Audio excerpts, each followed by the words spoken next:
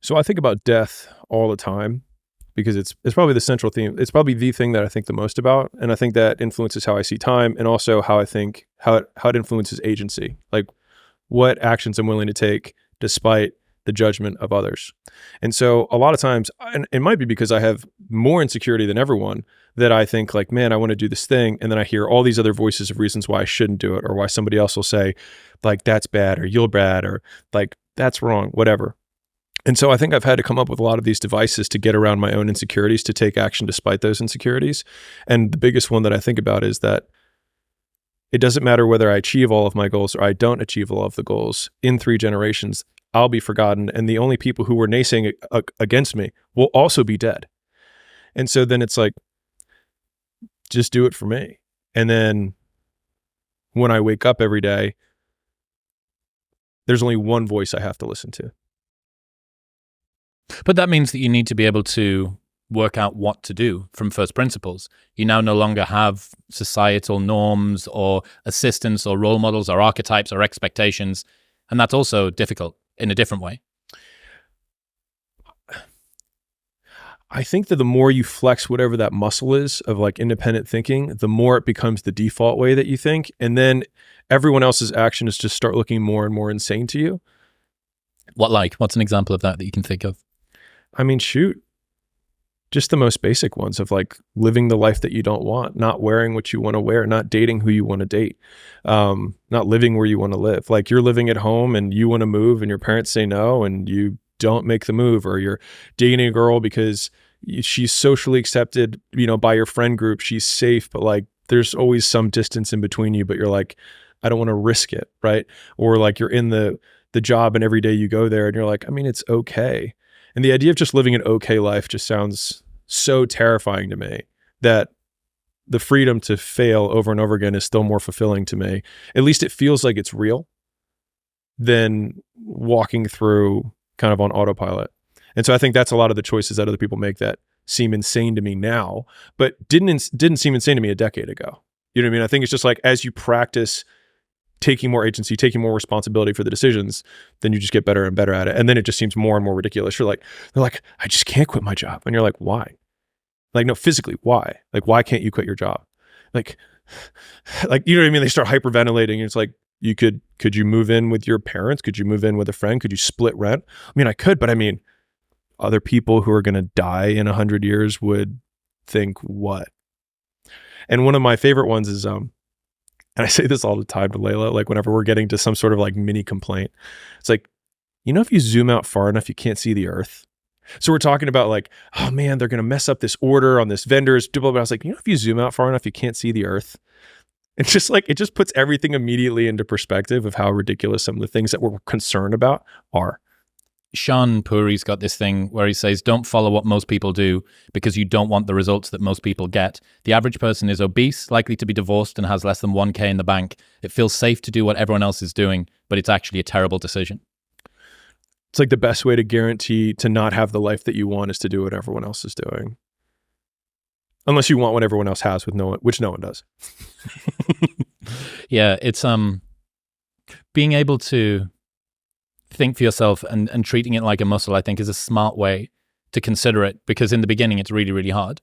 Totally. You've been resting on societal norms and the way you've dealt with past trauma and your parents' expectations and what all of your friends do and what's accepted and all of this stuff for so long that when it first comes to you needing to step on that muscle, it's like trying to move your ears. Like all humans have got muscles that can move their ears, but because no one works it as a child, they just atrophy away. And this is the ear muscle of personal growth.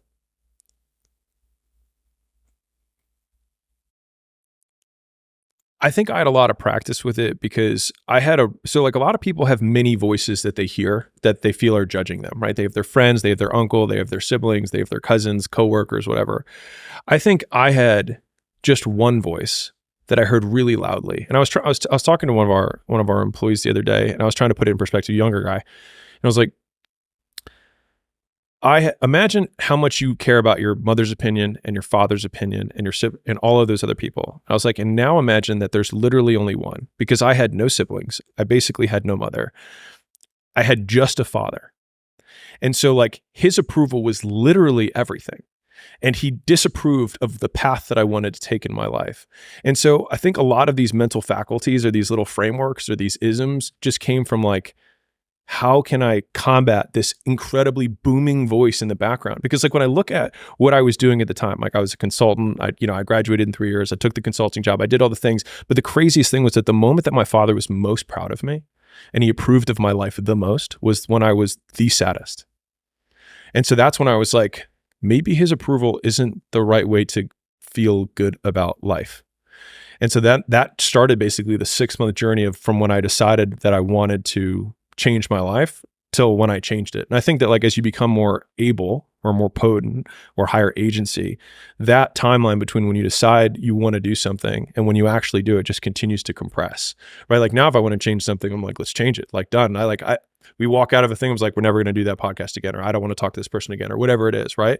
Whereas before it's like, okay, I have to sleep on it. I have to really think about it. And like, how am I going to, it's like, why do I care about how I'm going to say it? This is what it is, done. And it's just like, and that timeline is compressed, but the hardest one for me, like the first one was by far the hardest. And everyone since then, the nice thing is that no matter how difficult your circumstance is, if you have, like the bigger the wall that you have to get through is, as soon as you get past that one big wall, you then can use that wall as the evidence for why you can jump over the next wall, because that will be the biggest one. And so like after I did quit my job and left my house and left Baltimore and didn't tell my dad until I was across the country because I was so afraid, like people think of me as like some big alpha, whatever. I was like, I was so afraid of my father's disapproval that I didn't tell him until I physically left the state. Like I'm not like, think about that. Like I wasn't even just one state over. I was like 5 states over. And then I was like, hey, by the way, I'm going to California. And he was like, well, let's come over. We'll talk about it. And I was like, I'm in Ohio. Already here. Yeah. Already. And then then obviously he had a different reaction. Right? But then after that, it was like, what do I have to do now? It's like, oh, I gotta sell strangers. And I was like, I told my dad I didn't want to do what he wanted. How hard could this be?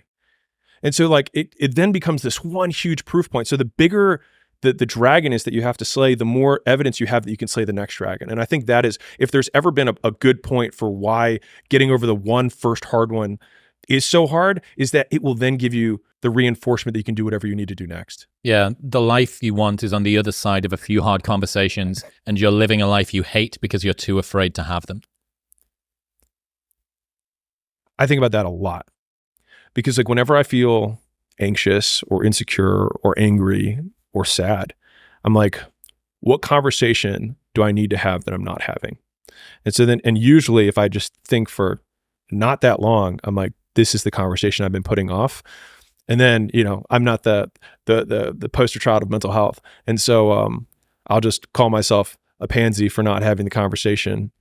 And then I just have it. And so again, I think it's like, I need to have this conversation, and the time between when I have it versus, or when I know I need to have it, when I actually have it, just continues to compress. And if you've ever had like a breakup or a employee firing, or a quitting, if you're an employee, like these things that you dread, I don't know if you notice it, but like the day you do it, the moment after you do it, I'm like, how many other conversations can I have? Like, I want to be like, I'm like, who else do I need to talk to? Yeah, totally. Because